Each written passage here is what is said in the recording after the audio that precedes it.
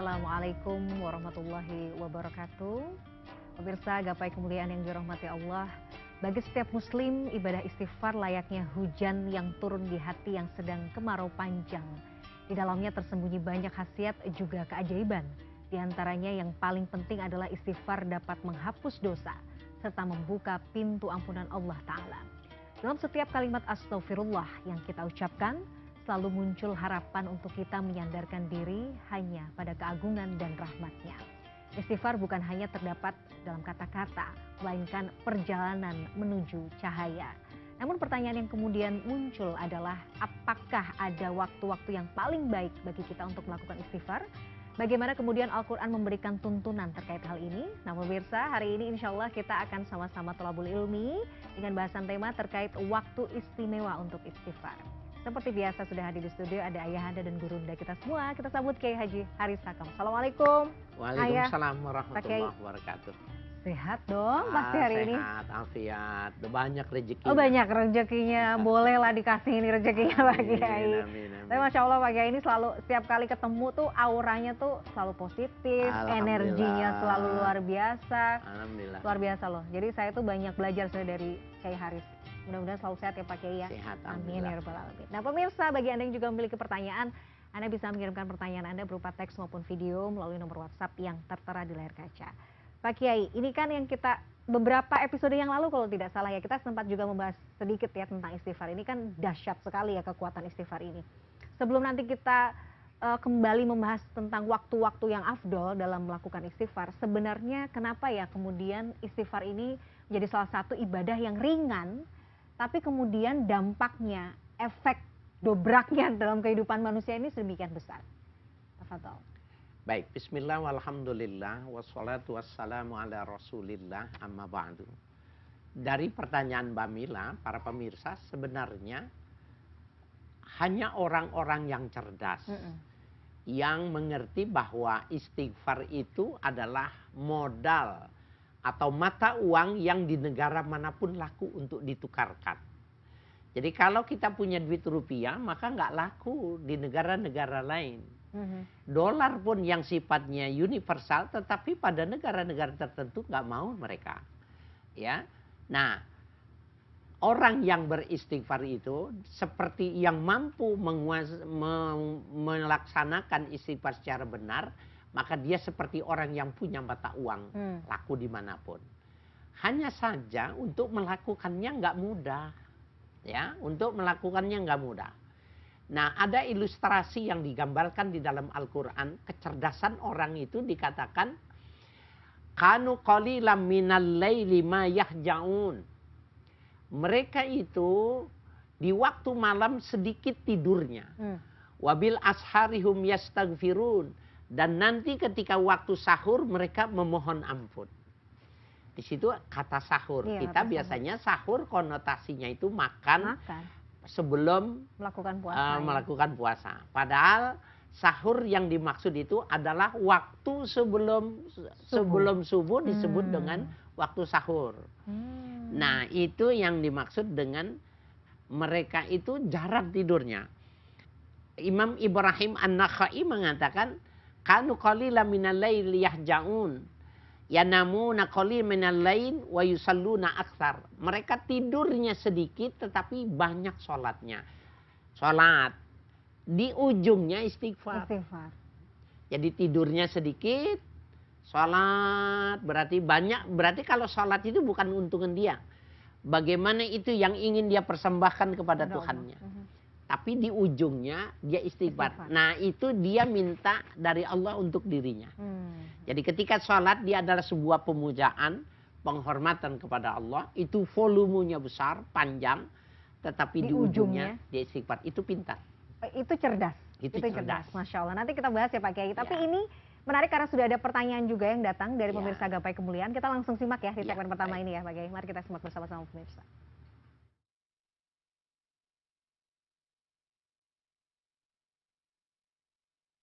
Assalamualaikum warahmatullahi wabarakatuh. Perkenalkan, nama saya Sheila Syadina dari Majelis Taklim Ar-Rahmah. Ingin menanyakan seputar istighfar Pak Ustadz. Apakah ada waktu khusus untuk membaca lafal istighfar atau ketika kita hanya membuat kesalahan saja.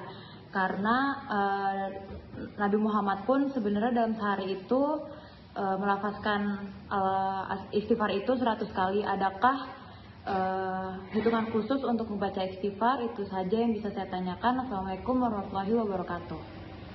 Waalaikumsalam warahmatullahi wabarakatuh. Ini ada pertanyaan dari Mbak Sheila ya di Tangerang Selatan. Bagaimana Pak Kiai? Apakah memang ada waktu khusus dalam melaksanakan istighfar ini? Afdolnya seperti apa? Dan apakah memang pada saat kita membuat kesalahan itu juga perlu kita perbanyak juga istighfar? Seperti apa Pak Kiai? Nah, jadi apabila istighfarnya istighfar wajib, maka dia tidak ada waktunya. Oke. Jadi yang dimaksud dengan istighfar wajib, manakala dia melakukan kesalahan, dia sadar, wajib seketika itu juga dia bertaubat dan dia istighfar. Itu nggak kenal waktu. Kapan saja, pagi, ya, sore, siang, malam, tengah malam pun, bahkan ketika orang belum terbangun pun, pada saat dia sadar, maka dia cepat. Harus langsung. Nah, maka ini yang disebut dengan istighfar wajib. Tapi kalau yang namanya istighfar sunnah itu, maka kenapa tadi saya katakan, kita mengatakan ini orang ini cerdas. Karena dia nggak berdosa pun tetap istighfar. Jadi dia beribadah sepanjang malam, ujungnya dia istighfar. Apakah itu wajib? Enggak wajib. Justru dia melakukan tatawu. Tatawu itu ibadah sukarela. Sukarela dia lakukan. Zohirnya seperti orang yang berdosa, tetapi sebenarnya kapasitasnya dia bukan sedang memohon ampunan dosa, bukan. Tetapi dia sedang mendekatkan diri kepada Tuhan. Jadi ada jalur yang tercepat mendekatkan diri kepada Allah itu kalau dia istighfar. Dan hitungannya sebenarnya Pak Kiai, apakah memang ada hitungan tertentu atau ya bebas semampu kita ketika melakukan istighfar? Kalau berdasarkan ayat tadi, wabil asharihum yastaghfirun, maka waktu sahur itu adalah waktu yang termahal karena tidur lagi enak-enaknya tuh. Jadi waktu sahur adalah waktu yang paling enak untuk tidur. Jadi pada saat itu digambarkan itu mata kita itu sedang dibumbui sehingga nikmat sekali tidur. Apalagi jam-jam 3 itu kan lagi nyenyak-nyenyaknya, lagi enak-enaknya tidur gitu loh Pak. Nah, pada waktu itu dia kalahkan pasangannya. Dia tinggalkan, dia titipkan keluarganya, kemudian dia menyendiri dan dia cuma berdua. Dia audensi ketuhanan. Maka itu nilainya tinggi karena dia bukan setelah melakukan dosa. Dan hitungannya istighfar terserah ya. Maksudnya itu semampunya ya Pak Kiai. Ya, jadi semakin khusyuk dia mengucapkannya, semakin bagus. Bukan semakin banyak. Oh, paham. Ya, semakin khusyuk semakin bagus. Artinya kan memang diajarkan di dalam Al-Quran ya, agar supaya kita ketika kita memohon ampun kepada Allah tidak menggunakan suara yang keras. Kemudian kita yakin bahwa doa kita bisa diterima. Kemudian yang bagus itu tabaka. Tabaka itu seperti orang mau nangis memintanya itu. Jadi dengan nada-nada yang sendu, nada-nada yang parau untuk melibatkan rohaniah kita itu sehingga menyesali dengan yang kita lakukan. Tabakau. Ya. Jadi apa ya, menghadirkan kesadaran dan ketulusan sepenuh hati ya Pak Kiai ya. Untuk ya justru nilainya tuh di situ. Nilai istighfarnya kita tuh justru di situ ya. Kualitas istighfar kita tuh dari situ ya Pak Kiai. Ya, dan pada saat itu Mbak Mila, air mata itu hangat bukan dingin. Jadi orang yang menangis karena berbahagia, air matanya hangat. Tapi orang yang menangis karena kesedihan, air matanya dingin. Itu literal seperti itu Pak Kiai. Ya, coba nanti ya. ya. Ya Allah mau gitu ya. Oke, jadi kita bisa membedakan sebenarnya. Dari sekedar air mata yang keluar itu kita bisa bedakan ya sebenarnya. Iya. Jadi kalau kita lihat berarti Nabi mengajarkan kepada kita memohon ampun kepada Allah seperti kau meminta maaf kepada ibumu, maka dengan caramu bagaimana untuk meluluhkan hatinya. Masya Allah. Oke, menarik sekali. Nah ini perlu, ini praktek-praktek atau tips-tips seperti ini perlu juga kita kita perhatikan ya. Nanti kita bahas lagi ya Pak Kiai ya. Di segmen berikutnya kita jeda dulu. Pemirsa jangan kemana-mana. Gapai Kemuliaan masih akan kembali saat lagi, tetaplah bersama kami.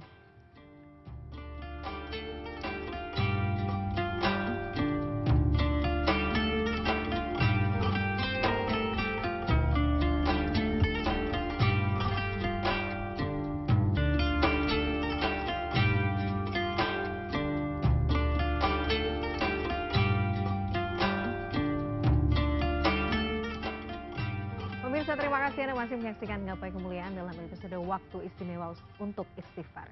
Pak Kiai, dalam kondisi-kondisi tertentu tuh saya pernah mengalami, mungkin kita semua pernah mengalami ketika lagi ditimpa suatu masalah yang kita itu sebenarnya ingin curhat ya kepada Allah, tapi kita itu tidak keluar gitu. Maksudnya sudah kehabisan kata untuk berdoa, untuk mengungkapkan itu sama Allah gitu. Apakah dengan istighfar itu menjadi menjadi sarana juga agar Allah tuh sebenarnya paham kondisi hati kita itu seperti apa? Walaupun kita sebenarnya sudah kehabisan kata, ya Allah ini sudah punek, udah nggak tahu mesti gimana, istighfar aja gitu. Bisa nggak Pak Kiai? Ya, memang benar ya. Jadi Mbak Mila ini yang diucapkan Mbak Mila ini benar. Para pemirsa, suatu saat kita butuh tapi kita bingung ketika kita berdoa apa yang mesti kita minta. Jangan disebutkan. Maka istighfar saja banyak. Jadi kalau kita meminta sesuatu dan kita nyatakan pada poin-poin tertentu, itu disebut dengan berdoa. Kalau kita banyak memuji Allah dan ujungnya meminta, itu namanya munajat. Tetapi kalau kita sudah tidak bisa lagi, saking penatnya urusan itu, sebenarnya banyak yang mau diminta, tapi mendahulukan yang mana, maka lakukan istighfar. Jadi istighfar adalah pintu emergensi bagi orang yang keluh bibirnya untuk mengucapkan apa yang dia inginkan. Pada saat itu dia ucapkan saja astagfirullahalazim yang berulang-ulang dengan khudu' dan khusyuk, maka Allah ngerti sebenarnya apa yang dia butuhkan. Bahkan Allah ngerti yang mana untuk skala prioritasnya, Allah tahu gitu. Jadi Allah tuh udah ngatur sebenarnya, saking mungkin banyaknya masalah yang kita hadapi, ketika kita udah banyak istighfar aja, resapi istighfar itu, Allah akan bantu selesaikan satu persatu. Sesuai dengan ini kita ya Pak Kiai ya. Kalau kita sebutkan bisa jadi nanti urutan yang kita sampaikan itu enggak ada skala prioritasnya. Tapi kalau kita tidak mampu, maka Allah yang mengatur ini dulu. Yang ini. Sehingga pada akhirnya menjadi paripurna dan keseluruhannya saling menyempurnakan. Oke. Tadi kan disebutkan waktu yang istimewa itu di waktu sahur. Kan sebenarnya durasinya juga tidak panjang ya Pak Kiai ya. Menunggu waktu subuh kan sebenarnya durasinya tidak panjang. Tapi apakah kemudian dalam kondisi-kondisi tertentu sebenarnya istighfar itu bisa dilakukan di kapanpun, di waktu-waktu yang lain selain waktu sahur? Nah, kalau berdasarkan konsep Al-Quran itu, yang paling inti itu adalah waktu sahur. Kalau di dalam hadis disebutkan dengan sulusul lail akhir. Sulusul lailil akhir, sepertiga yang terakhir. Kenapa dibilang sepertiga yang terakhir? Karena waktu malam oleh Nabi dibagi 3. Ya, waktu malam dibagi 3. Jadi sulusun linapsihi, sepertiga malam untuk dirinya. Itu yang dimaksud untuk tidur, kebutuhan asasi kemanusiaan. Yang kedua sulusun li ahlihi, sepertiga itu untuk keluarganya. Wasulusun li rabbih. Nah, sepertiga itu untuk Tuhannya. Nah, dalam bahasa Al-Quran disebut dengan bil ashar, waktu sahur, tetapi di dalam hadis penggunaan istilah adalah sulusul lailil akhir. Nah, berapa lama itu volumenya? Kalau orang sahur kira-kira dia masak sampai dia makan sampai dia siap-siap ke masjid 1 jam sampai 1 jam setengah. Iya.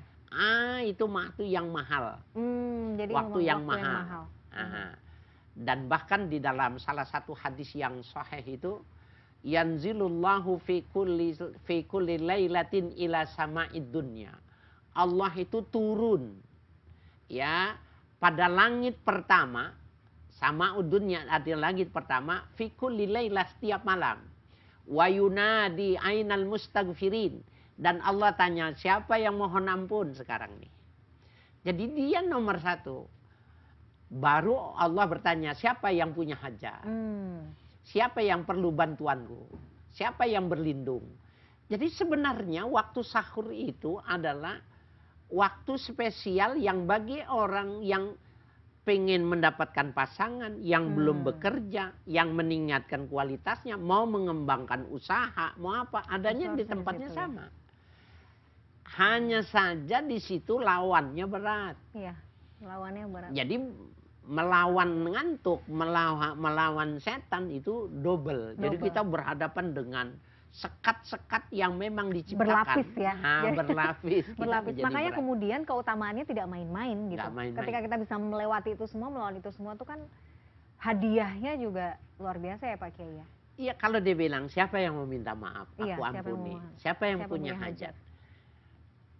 Adakah dua hal itu yang lebih hebat dari dua hal itu? Enggak ada. Kalau orang minta diampuni dosanya, hajatnya dipenuhi, apalagi hidup yang perlu dia minta. Betul. Kalau redaksinya Pak Kiai, redaksi istighfar yang Allah paling sukai, yang mungkin kita bisa praktekkan, macam-macam sih sebenarnya ya. Kalau di dalam Al-Quran, yang ada di dalam Al-Quran itu Rabbighfirli wali walidayya warhamhuma kama rabbayani shaghira. Itu teks Al-Quran itu. Tetapi kalau Nabi mengajarkan ada yang namanya Sayyidul Istighfar. Ya. Nah, Sayyidul Istighfar itu adalah yang paling terbaik, maka disebutnya Sayyidul Istighfar. Kalau saya ingin memberikan sebuah pemahaman dari istimbat dalil nas Al-Quran dan hukum itu, semua istighfar yang ketika dia memohonkan ampun untuk dirinya dan ibu bapaknya, maka itu nilainya tinggi. Ya, jadi bahkan kan dikatakan kalau man da'allaha wa nasiya abawai faqad khana alaihima. Seorang anak ketika dia berdoa untuk dirinya, dia minta panjang umur, banyak rezeki, keluarganya bahagia semua gitu. Wa nasiya abawaihima, dia lupa mendoakan ibu bapaknya. Orang ini berkhianat pada air susu ibunya, berkhianat dengan keringat bapaknya. Nah, jadi dan ini bagian dari sebuah instrumen untuk mendekatkan kita menangis. Kalau minta maaf, cobalah. Ya Allah, kalau saja ampunanmu pada saat ini cuma satu. Berikan ampunan itu untuk ibuku, ya Allah. Itu mengundang kita untuk haru gitu loh. Iya, betul. Apalagi misalnya kalau kayak saya gitu, misalnya udah gak ada bapak ibu tuh rasanya itu udah paling kuncian. Jadi trigger. Kalau udah ingat orang tua tuh rasanya udah keluar itu semua air mata Pak Kiai gitu. Rasanya, Masya Allah. Ada sebuah pertanyaan begini. Mbak Mila sana ditanya, seandainya di dalam sorga itu tinggal satu kursi. Ya, tinggal satu kursi. Dan itu namanya Miladia. Memang ahli sorga, amin. Tapi ibu kita di luar sorga. Kemudian ibu kita bilang, Mila, kursinya untuk aku. Mbak Mila kasih enggak? Kasih. Kalau Mbak Mila kasih, maka kursi itu jadi dua. Satu kursi memang kebaikan Mila dan cinta kepada ibunya. Yang satu kursi dari Tuhan spesial untuk Mila. Aduh Pak Kiai, jadi sedih. Jadi ingat ibu. Jadi oke, Masya Allah. Jadi itu cara untuk kita bisa tabaka yang diajarkan Nabi itu begitu. Sehingga kan ini Mbak Mila juga yang nanya kan. Yang mana redaksinya yang cocok.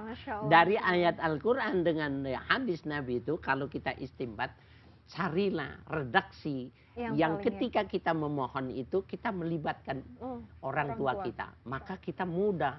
Dan itu untuk menghasilkan khusyuk dan khudu lebih cepat. Betul.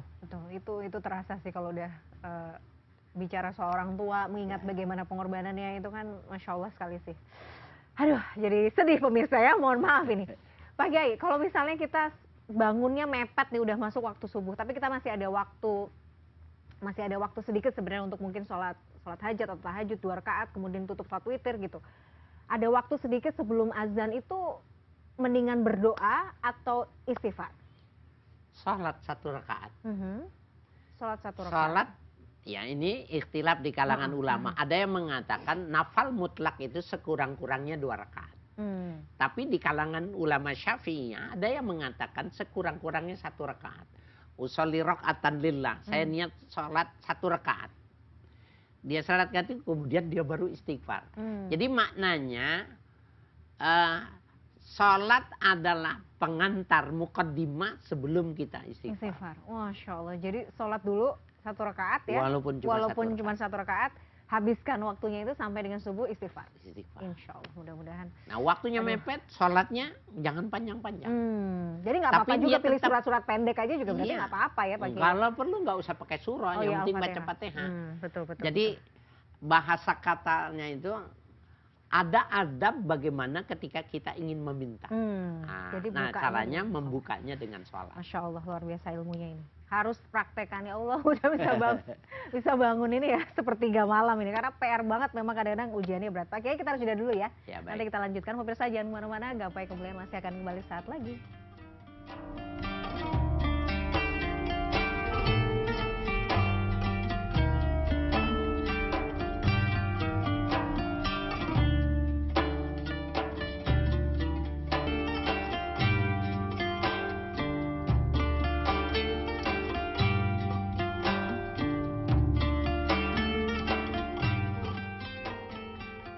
Terima kasih Anda masih menyaksikan Gapai Kemuliaan dalam episode Waktu Istimewa untuk Istighfar. Pak Kiai, apakah ketika misalnya kita sudah belajar tadi di segmen 1, segmen 2 bahwa sepertiga malam waktu sahur ini adalah waktu yang afdol, sangat istimewa ya, waktu spesial lah untuk istighfar. Nah justru ketika misalnya kita kok rasanya berat malah untuk bangun di waktu-waktu yang mustajab ini, apakah ini sebenarnya pertanda bahwa kita tuh harus lebih banyak istighfar gak sih Pak Kiai? Iya betul, jawabannya benar. Jadi pertama kalau kita sulit bangun malam itu, pertama kita cek itu seharian itu makannya apa. Oh iya betul. Ya hari saya itu mulai praktek itu Pak Kiai, ya, saya ngecek gitu makannya apa gitu. Ada yang kurang kontrol bisa jadi ya. Ada yang kelihatannya jangan-jangan kelihatannya doang halal, tetapi jangan-jangan tidak halal gitu ya. Karena dia dikemas sedemikian rupa sehingga yang tampil cuma kenikmatan. Nah kalau ini ternyata memang enggak sudah, berarti cuma urusan intern, harusnya urusan kapasitas diri. Sudah istighfar saja.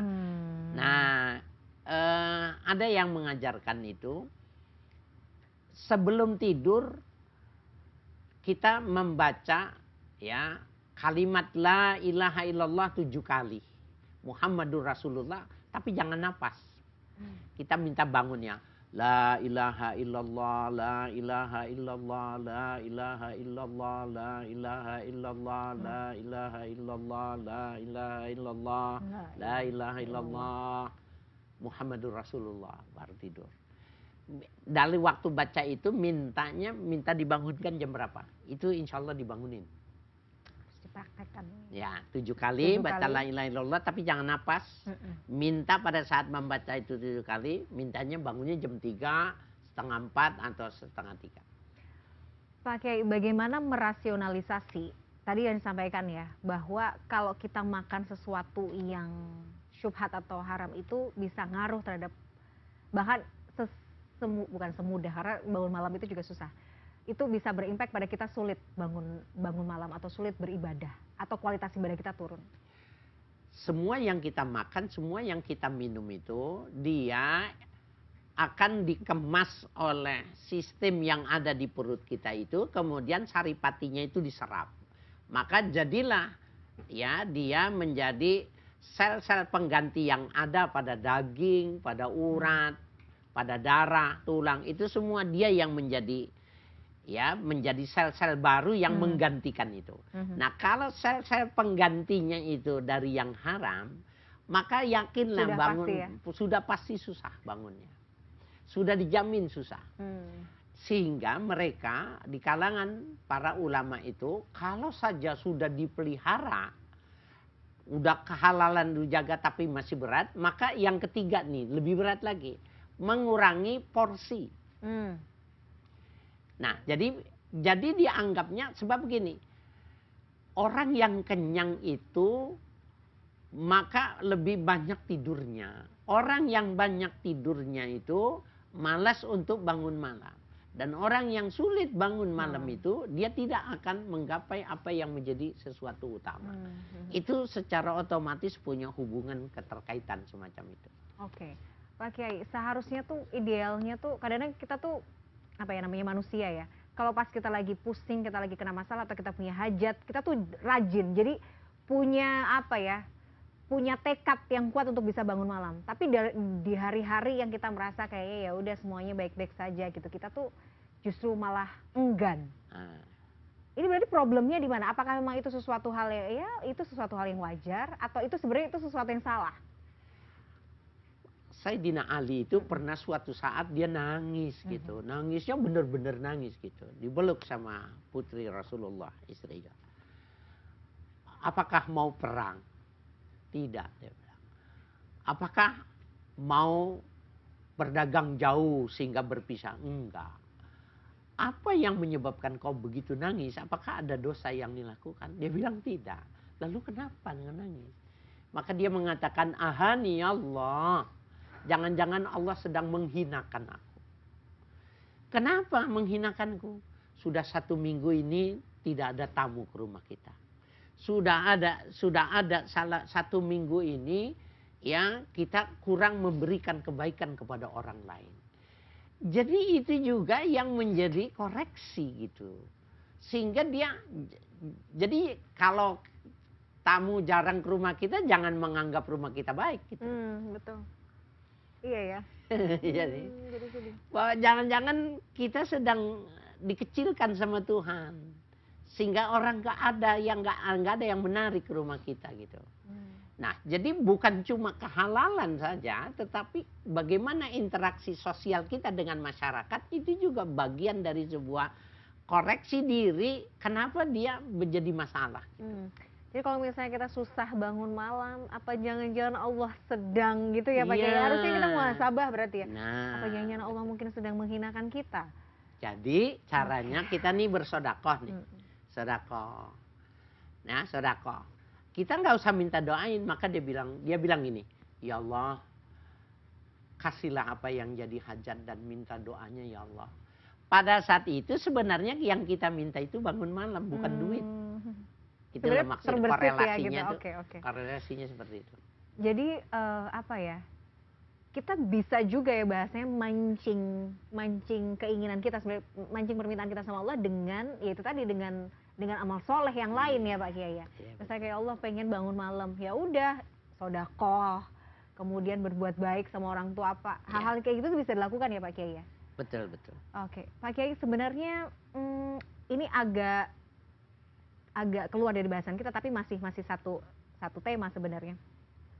Kalau kita kemudian merutinkan sholat malam sebenarnya, apakah sudah bisa dipastikan bahwa kehidupan kita itu memang akan sukses dunia akhirat Pak Kiai? Kalau kita sudah berusaha untuk merutinkan sebenarnya sholat malam.